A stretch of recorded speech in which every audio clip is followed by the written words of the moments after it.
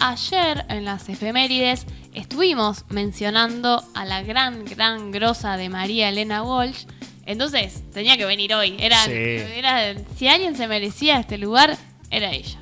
Porque sin tiene dudas, muy grosa.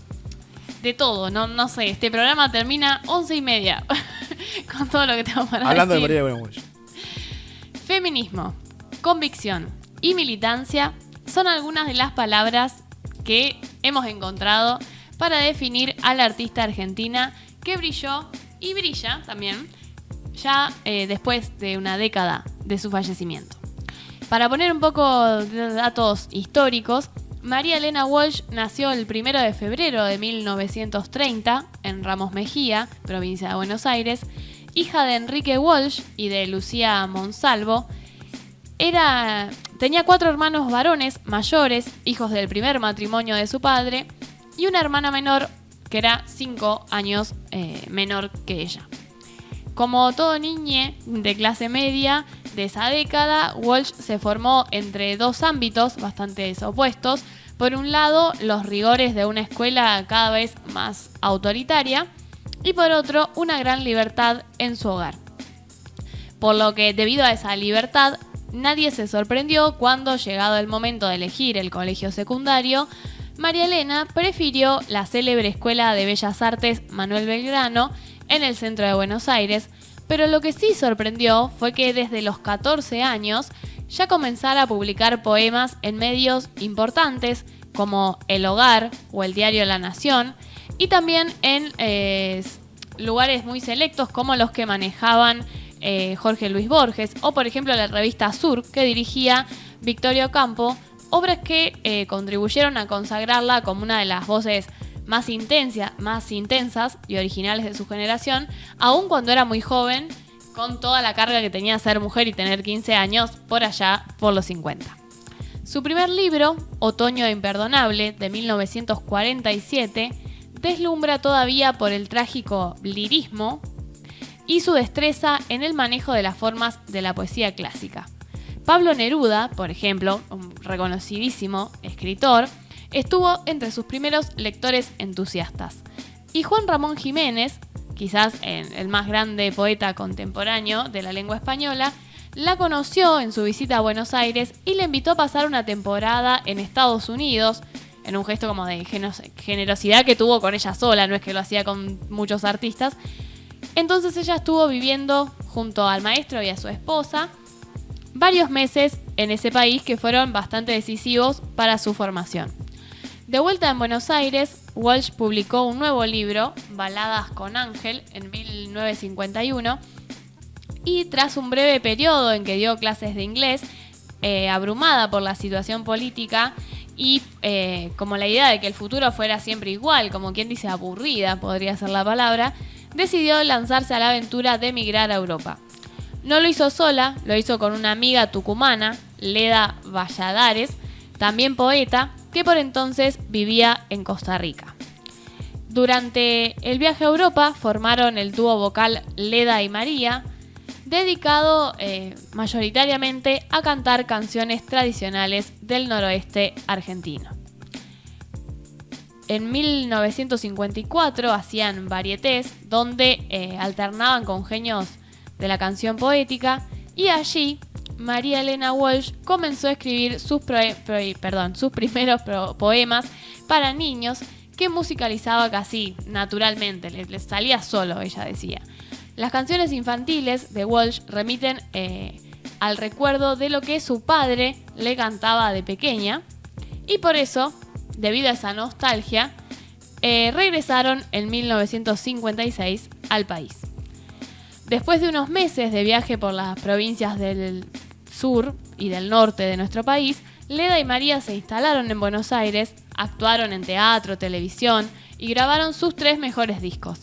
El último, que fue premiado, comprado y considerado el mejor disco de ambas, estaba dedicado al folclore español, se llama Canciones del Tiempo de María Castaña, y asimismo, que haya sido un éxito, verificaba que iba como cerrándose un ciclo, por lo que cada una empezó a buscarse otros trabajos y a separarse. En 1958, otra pionera, la directora de televisión María Herminia Avellaneda, impulsó a Walsh a escribir sus primeros libretos para teleteatro y para programas infantiles. Y la felicidad que le generaba ver a sus personajes interpretados hizo que surgiera el varieté, pero para niños. Y el éxito de estos espectáculos, Canciones para mirar en 1962 y Doña Disparate y Bambuco en 1963, supuso para María Elena Walsh la consagración de ese proyecto, lo que hizo que varias compañías grabadoras que habían rechazado sus canciones la llamaran para grabar sus primeros discos como solistas, donde grabó todas estas canciones infantiles en más de 5 discos. El tema es que esas letras, llenas de frases graciosas e inocencia, escondían mensajes poderosos, algunos feministas y otros políticos. Mensajes que perduran y que describen las crueldades y maravillas que encierran, según sus palabras, un mundo que no fue ni es amable para la mayoría de las personas que creen, como ella sí creía, en la justicia. Y si bien los movimientos feministas en el mundo, y particularmente en nuestro país, tienen larga data, en los años 60, María Elena Walsh fue una de sus precursoras. Esa es una parte, es curioso porque es una parte como menos conocida. Como que es la que cantaba canciones para niños y la canción de la cigarra, y no hay mucho conocimiento de ese lado militante, o por ejemplo de su vida de lesbiana, como que algo que también se dijo cuando ya tenía un montón de años o cuando ya había fallecido. También hay un dato muy curioso, es que ella se manifestaba antiperonista, pero que quería mucho a Evita Duarte. Es como un dato de color que era como medio contradictorio. Así pero, no se es antiperonista. Pero ella era a esa manera, no sé. Sí, hay una corriente evitista igual en el mundo. Sí. En 1968, Walsh estrenó su primer espectáculo de canciones, pero para adultos, en el Teatro Regina, con enorme repercusión y tuvo éxito tanto del público como de la crítica, y fue labrando ahí como un repertorio contestatario de los tiempos, pero también, o sea, de los tiempos que corrían, que se acercaba a una dictadura, pero mostrando un talento poético único y con una sutileza, se podría decir, en una temática absolutamente personal y desconcertante. Con esa sutileza, porque no se autopercibía panfletaria, según sus palabras, María Elena realizaba una crítica sagaz y activa del machismo cada vez que podía. En sus letras, sus poemas, pero también en las entrevistas que daba, hacía un análisis de estereotipos que para esa época era un montón. O sea, ahora uno dice, bueno, roles de género, sí, divino decirlo ahora, pero ella lo hacía en 1960. El recital pasó a repetirse en escenarios tan dispares como, no sé, el Teatro Municipal San Martín, el Maipo, el Luna Park y salas de las principales ciudades del interior, como también hizo una gira por países de América y Europa. También se filmó una película en 1971 y 6 discos de larga duración que quedaron como testimonio de ese tramo de su carrera en plena dictadura militar, cuando dejó definitivamente las presentaciones teatrales, harta de la censura y de la persecución. Hablando de eso, como La Cigarra, la canción interpretada por primera vez en el año 1973, o sea, plena dictadura, en pleno inicio de la dictadura militar, es uno de sus temas más conocidos que representan a la perfección el espíritu reflexivo de María Elena Walsh. Dice: tantas veces me borraron, tantas desaparecí, a mi propio entierro fui sola y llorando.